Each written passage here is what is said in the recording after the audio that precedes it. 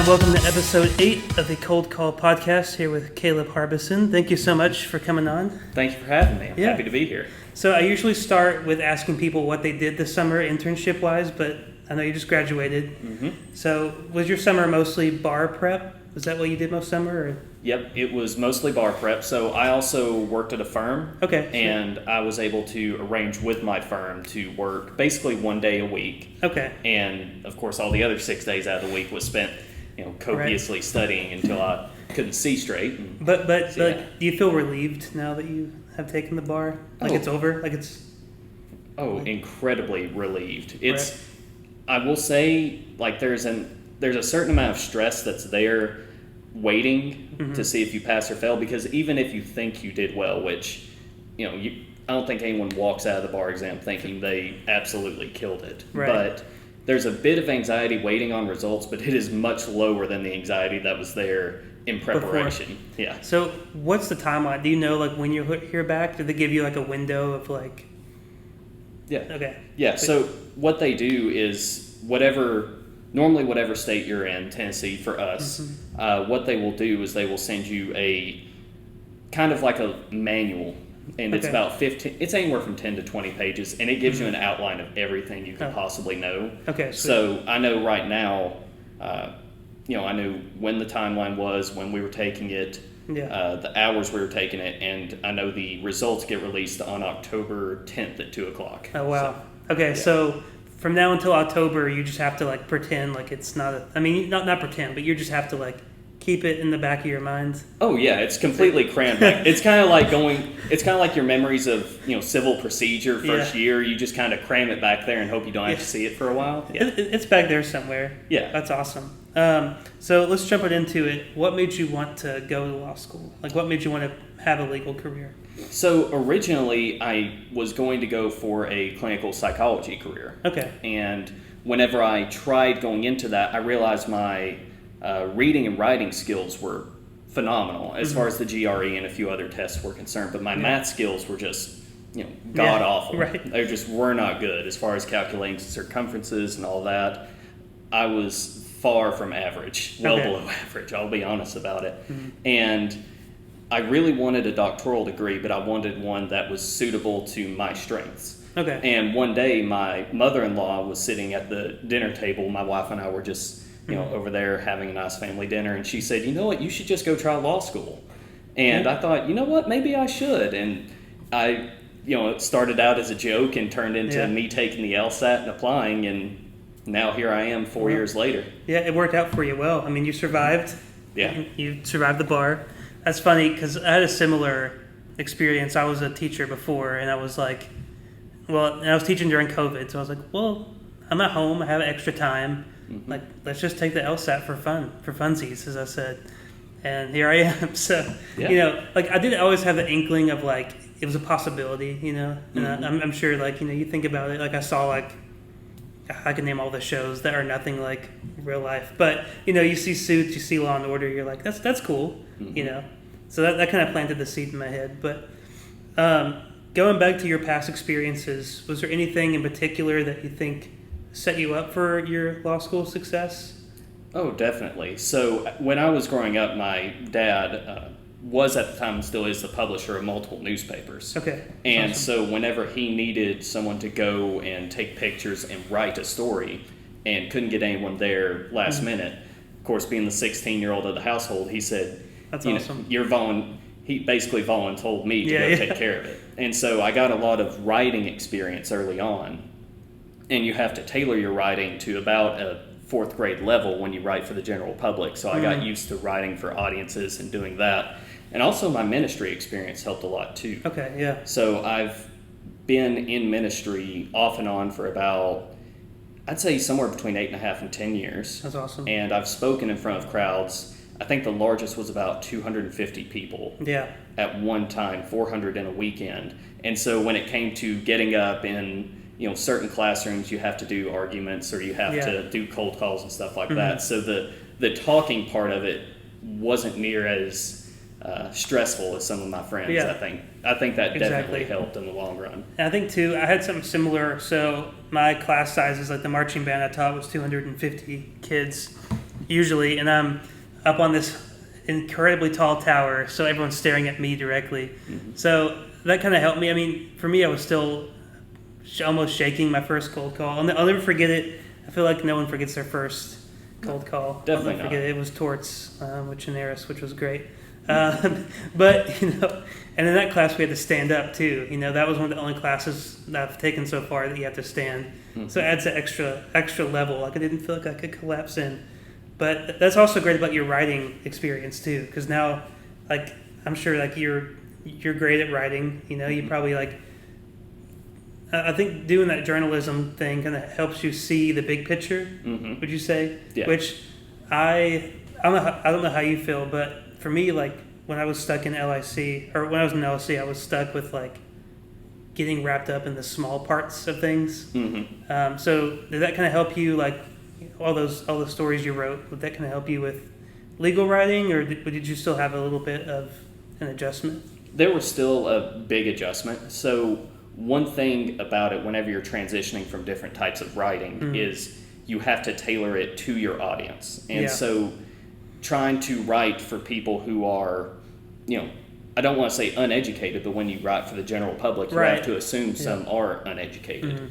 And you transfer to writing for someone who's like a mock judge or a law professor or someone like that. The critiques are much more, I don't want to say nitpicky, but the critiques are much more intense than they would be otherwise. And so you end up with a lot of difficulty in that. So I had to, learn to tailor it as I went. And I actually had a much more difficult learning curve than some of my friends, I felt like, because it's kind of like transitioning from one end of a trade to another, rather than just being brought up in the one, I guess you could say, correct way. Right. It's like this past week I interviewed Frank Tobe. He just won the ABA fiction legal writing, and so I talked to him about it. And he said similar things. He's like, I've never written or wrote fiction in my life. He's like, I've never had any experience. I did this for fun. And he was like, it is kind of like I had to go the opposite direction, like completely. Like some things are similar, but he was saying like he wants to take some things from his fiction work and apply it to his appellate brief. Maybe just like some language he used and stuff. So, which is really interesting. I feel like you can take some things and mix and match. But writing is like the more you do it, the better you get at it too. And so, my undergrad degree, we didn't write a lot. I don't know. Did you do a lot of writing in your undergrad, or was it mostly? It was about 60-40. So my undergrad degree was in human services. So most of that was, I'm concentrated in counseling. So that's a lot of writing. There's not a lot of black and white in that area. So they couldn't do as much testing. My master's degree was also a lot of writing as well, which was in apologetics from Liberty University. That was mostly writing, and you had the capstone project and all of that. So that's awesome. Yeah, I had a lot of writing experience in my background, but like you say, the more you do it, the better you get at it. And the more you do it for a particular person or in a particular setting, the better you get at it in that setting too. Yeah, I think that's awesome. And too, just the habit of like sitting down and writing, like even though you might be writing in a different style, it's like how to start. Like no matter what you're writing, it's always difficult to start for me, at least. But like you said, the more you do it, the easier it is. You know how your brain works, and you know how to outline, how to do all that. Like my undergrad was in music, so like we didn't do any writing at all, basically. I mean, my education classes, I would want to say, because I took some education classes too, but we didn't write a lot. It was just like basically like shoved us out into the wild with children. Like, all right, hope you swim, Yeah. It was that moment. But so I did have a big learning curve, but that was kind of nice for me because I didn't have these like preconceived notions about writing at all. Like, I think the last big paper I wrote was in high school before I came here. So it was like starting fresh, which was nice because in that way I didn't have to unlearn habits. One of my good friends in my class, she was a journalist, and she's like, I have to like relearn how to write, because like she went to Northwestern for journalism, and she's like, it's just so different. So I am kind of glad that I didn't have a lot of writing experience, which sounds weird, but like, it was like a fresh slate. Yeah, and that's the key to it also is the fresh slate. And I was thankful coming in without the fresh slate and having to, like you say, unlearn some different habits.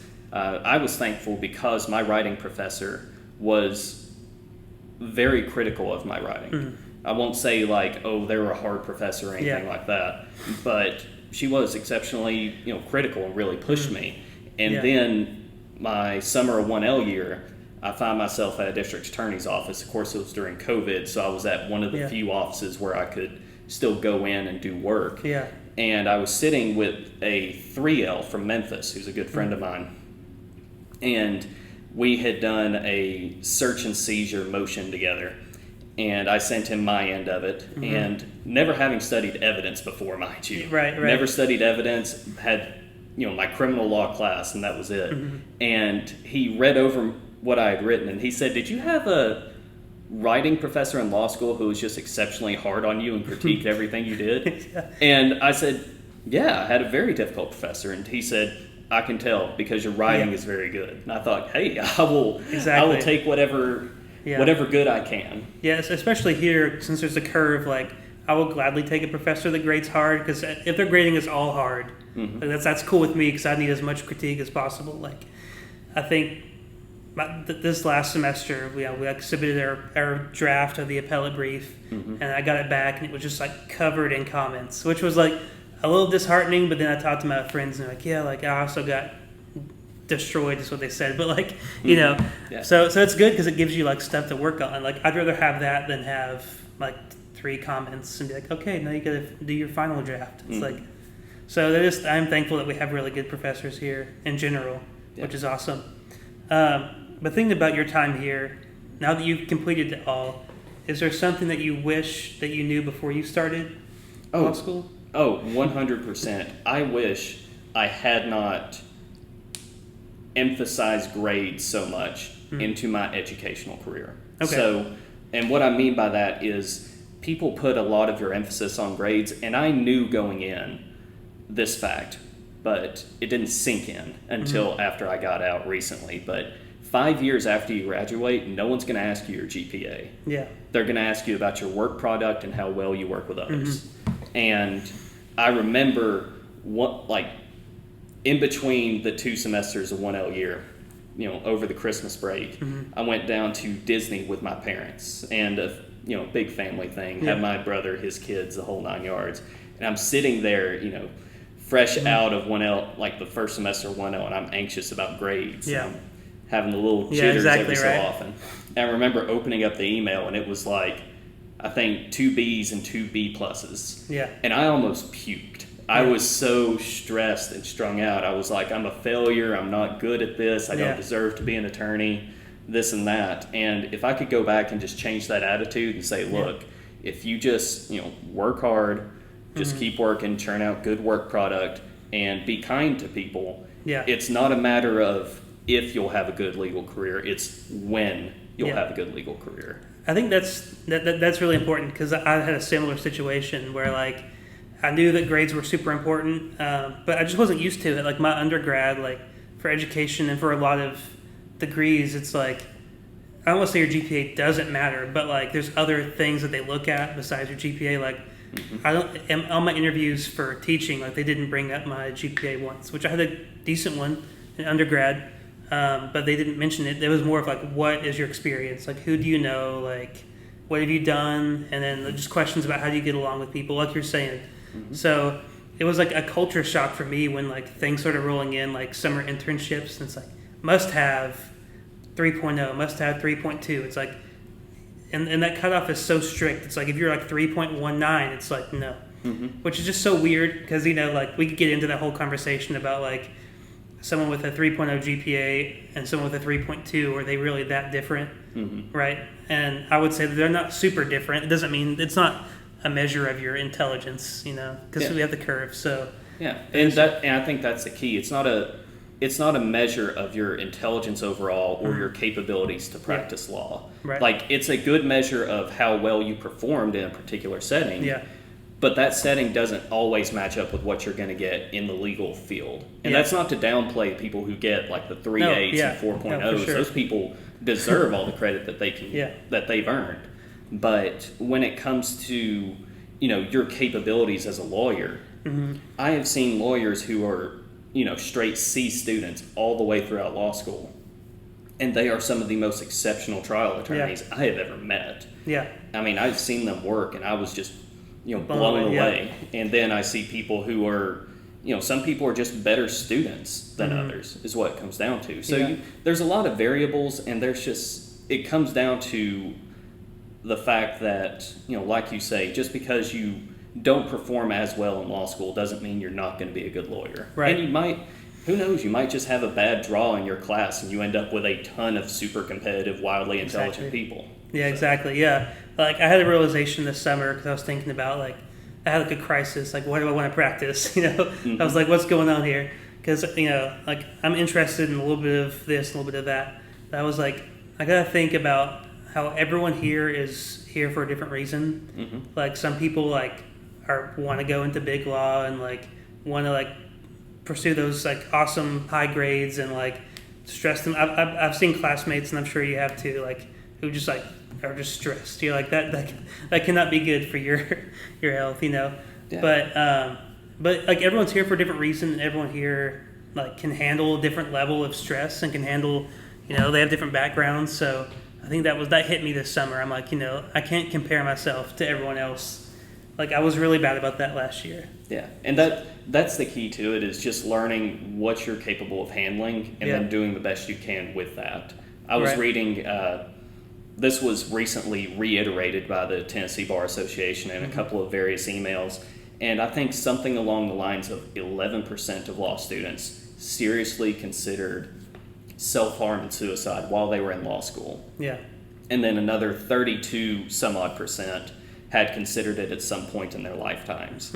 And those started being introduced to me my 1L year. Yeah. And so I had to sit down after that first year. I was like, I got straight B's and I'm freaking out about it. Yeah. And I had to have a sit down with myself and mentally collect myself and say, I'm going to do the best I can, but I'm not going to sacrifice my mental health for it. Exactly. And I'm very grateful for that, because thanks to that, I'm not having to, and I don't want to, downplay anything, but I didn't have to sacrifice my mental health. And at the end of the day, I'm grateful for that. For sure. I had a similar realization this summer. It did not hit me at once, but it was just, I had a lot of time to think now that, my first year is over, but I was like, I live with myself every day. Like your mental health, like, you are the one person that you can't get away from, is what I've always been told. I'm like, there's no way that my work can be great if I'm, like, here, like, sacrificing my mental health. Like, I know me personally, like, if I'm stressed, like, I can just, like, shut down and, like, not want to do anything, like, lay on the couch for an hour, and so, like, for me, this upcoming year, that's a big priority for me. Like, I mentioned a few episodes ago, but, like, journaling and, like, just being mindful is what I'm trying to do more this year, just taking a minute. I'm not sure when I will do it, but I want to be more consistent on a week-to-week basis of, like, Saturday morning, just, like, have a slow morning. Still wake up, no, not late, but still wake up at a good hour, sit outside, drink some coffee, just kind of reflect, which is what I did not reflect at all last year. Like, it was like cramming all this stuff in my brain and then, like, trying to remember it. But I think reflecting is going to be something big for me. Yeah. And that's like I tell people, you hear the old adage, what's law school like? And they'll say, oh, it's like drinking from a fire hose. Yeah. And I think it's not wrong, but whenever I describe it to people, I say it's like running through a burning building. Yeah, like, exactly. You're going to get burned at some point, somehow. Yeah. The only question is, how bad's the burn going to be, and when's it going to happen? Exactly, yeah. And so, it's just a matter of learning and knowing that's going to happen at some point and mentally preparing yourself to take whatever hit may come, whether it's a failed class or whether you're one of those people like me where if you don't get an A, you suddenly capsize on yourself a little bit. Yeah, like I got, like, mostly A's in undergrad because there was no curve in my undergrad class. Like, they could offer as many A's as they wanted to, and a lot of my music professors, like, didn't really want to grade because they're musicians, so they would just as long as you showed up and, like, practiced, like, you would get an A. Yeah. My education classes were different because those were, like, actual teachers. Not to say that they weren't actual teachers, but you know. But that's also good that you mentioned like everyone gets burned or everyone gets something happens to everyone. And I had this realization too that like sometimes you don't know what your classmates are going through either. And like I'm not the kind of person that shares a lot of things like to random people. So I know there's other people that don't share with what they're thinking. So it just like that created a perspective for me, thinking like giving people grace and giving people space, because like there's no telling. Like at the end of the day, like we still go home and we're still humans. Like we have families and pets. Like there's no telling what goes on. Like maybe if someone had a bad cold call, maybe like they didn't read because something happened with their family, or you know they're up all night because their dog was sick, which happened to be last semester, which was great. Had to clean up a lot of dog throw up. Yeah, that's okay. But, those things. I mean, those things happen to everybody, and people react differently too. I mean, I remember I got cold called in my second semester civil procedure class. It was Professor Moore's class, if she happens to be listening, and I looked like an absolute fool because it was one of those where I didn't know, and I knew I didn't know, and everyone else in the room knew you didn't, that I had no clue what the answer was. Yeah. And me, I had a little bit of a rough day. I went home, I had a bowl of ice cream, and I was okay. Yeah, exactly, yeah. Other people would not be able to handle that as well. So it just comes down to what you can handle, and the fact that, you know, this profession is very noble, and it's a good profession, and I love it. I really do.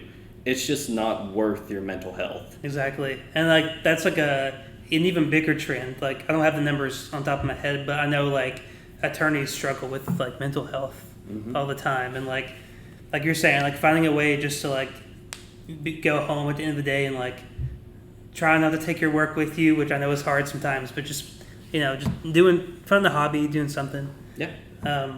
So speaking of your legal career and in the future, where do you see yourself in 5 years or right around there? In 5 years, I expect to still be litigating. So right now, I've been blessed. I'm working at a very good litigation firm, and you know it's work that's very noble. I'm a plaintiff's attorney. Okay, sweet. And I absolutely love the work. You just have to learn, you know, what's best for you, and it's a good fit for me because I like sticking up for people who may not have the means of sticking up for themselves. And I also don't mind the conflict of it. I don't enjoy conflict necessarily, but I think there's a time and a place for everything. And so whenever that comes, it doesn't faze me as much. And so I just love being able to find someone who's kind of been kicked around by the world and give them some form of justice, whether that be in the form of, you know, preventing some company from harming their land or putting some form of money in their hands. You know, whatever it may be, I enjoy trying to make them whole. Yeah. And I think that's one of the best things about what I do that I love is that, you know, no matter the pay, no matter where it is physically, I get to do stuff that I'm passionate about. That's awesome. And that's what I love. So definitely still a litigator, definitely still in the same firm. You know, everyone has these aspirations of making partner and making deals for different cases and such. And I mean, that's all well and good. I don't know if that's necessarily my desire yet, because, you know, of course, being a partner versus an associate or versus a staff attorney is, you know, a massive change in what your responsibilities are.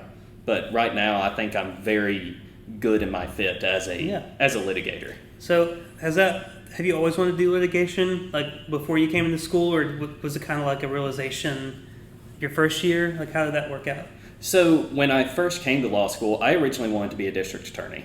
Okay. I had experienced a little bit of the criminal law in the back, as far as the background there goes. Whenever I was working for the newspaper, like I mentioned earlier, I spoke with a lot of police officers and a lot of district attorneys and people like that. So I had a decent feel for the field. Yeah. And I also knew I loved being in a courtroom. Yeah. That's just so, I love that part completely. I'm not the person that could sit and do appellate work every day. I can do it on occasion, and I do enjoy it on occasion, but it's not something that I don't think would be a good fit for me long term. Yeah. And so when it came time for 1L year, I got to go to the one district attorney's office in Southeast Tennessee, and I got to go down there. I was, writing motions in General Sessions Court, which is an absolute nut house. If you have never been to a General Sessions criminal court in any county in Tennessee, I recommend everyone go at least once.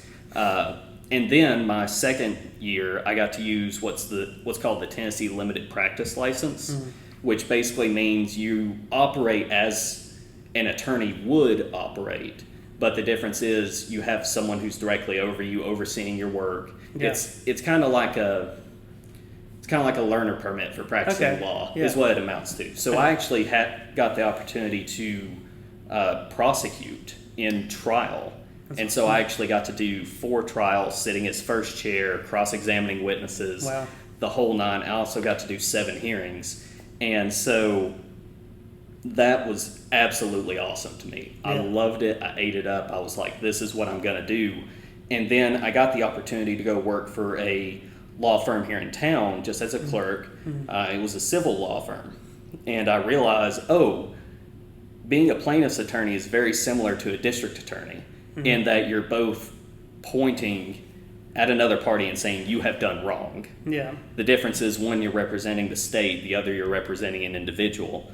And I got a taste for that of representing people. Yeah. And once you sit across the desk from a client, or you go and you shake hands with someone who's lost something, that was it for me. That sealed the deal. Yeah. And it was through those district attorney opportunities that I got to get a feel for what I love and got the opportunity to go work for this different law firm. Yeah. I always feel like, I don't want to say things fall in your lap, because obviously you worked hard for it, but like things like happen for a reason. You got the DA experience, and that kind of like led to where you are now, which is awesome. Yeah. So were you, like, if I was in your situation where I was still a student and got the chance to litigate some cases, like, were you like stressed that first time going up there? Or oh yeah, I was completely stressed. Here's how it worked out for me. The first trial I ever did, not the first hearing, but the first trial.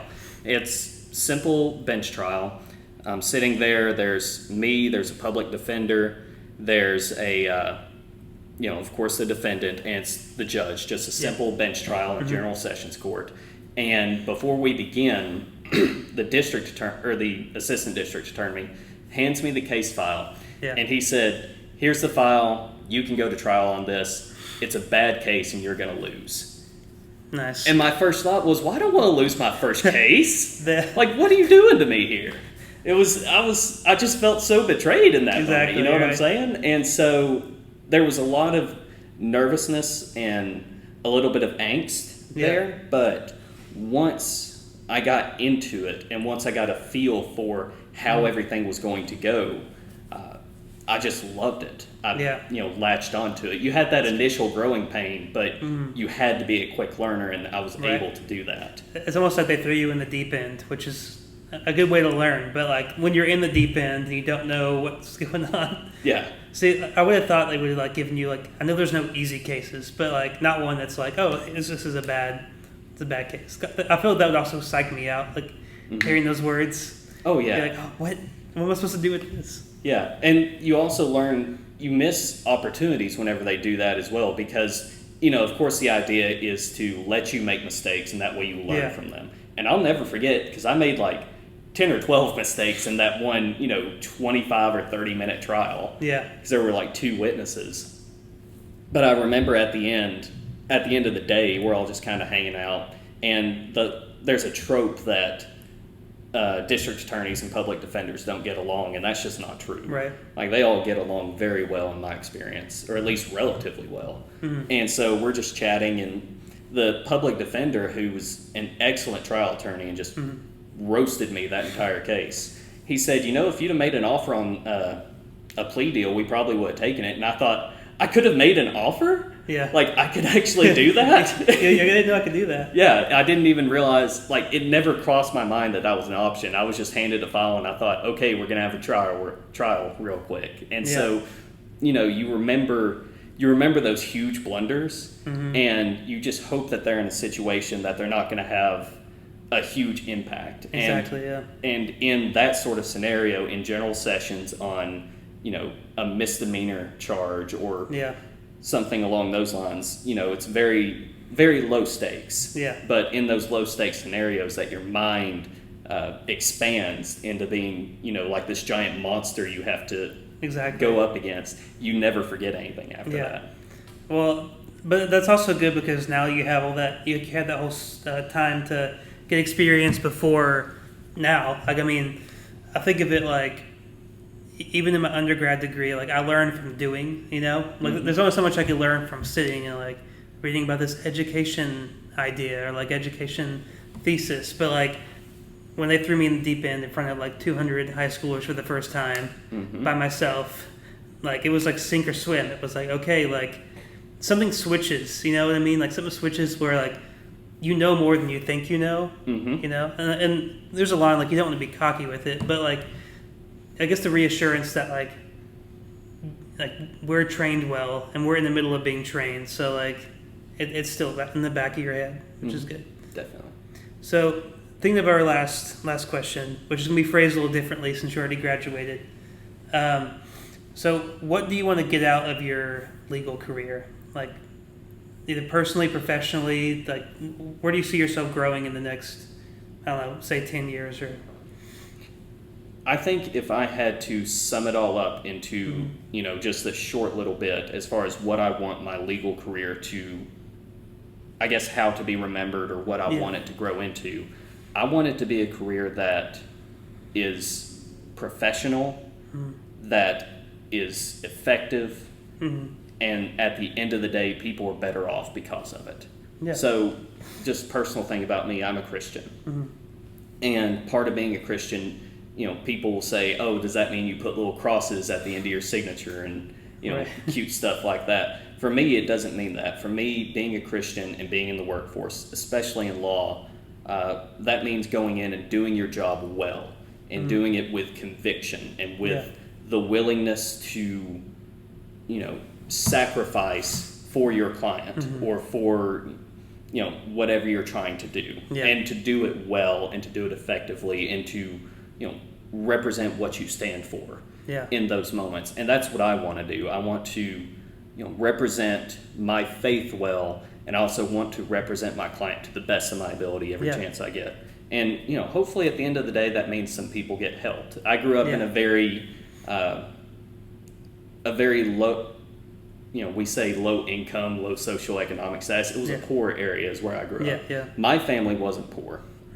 Very blessed in that, but I saw, all of that hurting my friends and my family, friends and family. And I realized someone who has some level of sophistication could really do some good in these sorts of areas. Yeah. And so that's what I want to use. I want to take what I've been given and use it to help the downtrodden. Yeah. In a sense. And, sometimes those are people who have been in car accidents. Sometimes those are people who have been in a DUI accident or been hit by someone who is in a DUI. Sometimes that's, a person that's been harmed by a certain drug or something along those lines. So, however that looks in the immediacy of the moment, I don't know, but in the long term, that's what I want it to do. Yeah, and I think that's great. Like, it's really easy in this profession to like lose your way or lose your path necessarily. Kind of just what we're talking about, like mental health wise, and like, things come up and like maybe it's easy to stray off and like cut corners, I guess I should say. But if you, like, it seems like you have a really good guidepost and a good like conviction to like treat every day like, I don't want to say every day like it's your last, but like every day like it could be your last day at work, like you're firing away, which is awesome. I think that's good. It's a good guidepost. Yeah, and that's what it comes down to. It's just it's kind of cliche like carpe diem or live every day like it's your last, something like that. I just want to go up and anytime I sit down at my desk, I just want to do my work well. Yeah. And I want that good work to reflect, what I believe and my ability. Yeah. So that's what I look for. Well, and it's great because it's obvious that you're passionate too. Like with the amount of work that any type of law comes with, like you have to be passionate about it. Yeah. Or else like you're gonna burn out. You're gonna like be negative. Like it spirals. Like I've been in situations before where like, not law related, but like maybe a student taught somewhere, or maybe I worked in the restaurant industry for like 6 months in undergrad, at an undisclosed fast food restaurant, and I hated it. Like it was so bad. Yeah. I think everyone should work in like the service industry for a little bit just to see what it's like. But I was like a freshman in college making $7.25, working from 10 p.m. to 3 a.m. at this restaurant, and going to class, and it just like changed my perspective. I'm like this. I'm not passionate about making sandwiches. Yeah, exactly. Exactly. So, and I'm not saying like, and law's even more work. So like, imagine like if your heart's not all in it, then it's just like you're just going to spiral, you know. So thankfully, I only worked in that restaurant for 6 months. I was like, hey, I can't work from 10 p.m. to 3 a.m. when I have a 8 a.m. class the next day. Yeah, and that's one thing I tell people whenever they. Because, when you go through law school, you're going to have a few different opportunities. Yeah. Even if you don't have a great GPA, for those of you listening, if you don't have a great GPA, something's going to come up and you're going to have an opportunity at some point. Yeah. Because once you get, JD or ESQ at the end of your name, yeah, that's a big deal to people. Yeah. And, let's say the job is not ideal, it's not what you want to do.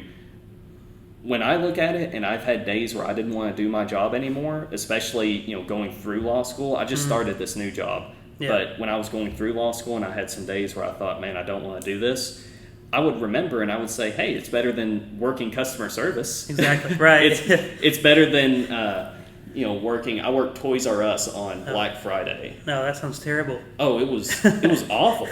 It was so bad. So that might be worse than my restaurant experience. Oh, it was unpleasant. That's for sure. There was that. I also worked at I had to work at a sporting goods store on the 4th of July. Completely ruined my holiday. Oh yeah. So yeah, when it comes down to it, it could be a whole lot worse. It could be a lot worse. And for me, just thinking like I've already had a first career. Like I taught for 2 years, so like if I do something I don't like it, then I'm just like, okay, like I don't like this, like that's fine. Like I can springboard off and do a different practice or into, a different like area. Because in my head, I'm pretty good at seeing pretty far ahead.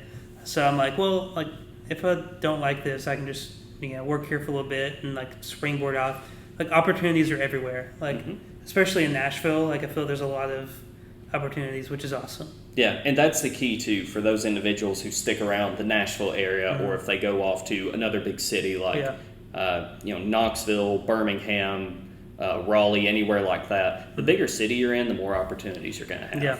And take those opportunities while you're in law school. That way, once you get into your career, you've got a better idea of what you want to do. Yeah. And for me, one of my goals this summer, and I've done it quite a bit, and going into the fall too, is just to meet more attorneys. Like I want to go into the entertainment world and like the transactional world, and I realized like it's all about who you know in that circle. And I know it's like that in everywhere, but like I was looking for internships, and I was like, not a lot of things are posted regarding entertainment stuff, at least on our Briefcase website. But then someone told me it's like, well, it's all about who you know. Like you have to know someone who like says, oh, here's an internship at this place. It's not necessarily easy to find those. Yeah. So it's just all about who you know, which is my goal for this next year, is just to meet as many attorneys as possible. And that works also. So at Belmont, we have a wonderful woman named Lisa Doster, who is exceptional when it comes to helping people find careers and find jobs. And one of the things she emphasized to me, because I went up to her and I told her, I said, hey, I'm from a town of 200 people where it's not what you know, it's who you know. And she said, just take that mentality and keep going. And I said, okay. And how I ended up with my job, we had a guest speaker in our one of our classes. And I was just enamored and just drawn in by this speaker, because she talked about this big case that they had worked, and there was discovery disputes and sanctions and just a wild amount of stuff going on.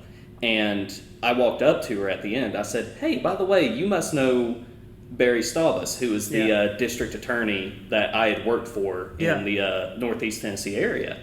And she said, yeah, I love Barry. Like, we work together. We know each other real well. And I just swung for the fences right there in the middle of the classroom. I said, by the way, is your firm hiring? I'd love to come work for you all sometime. Yeah.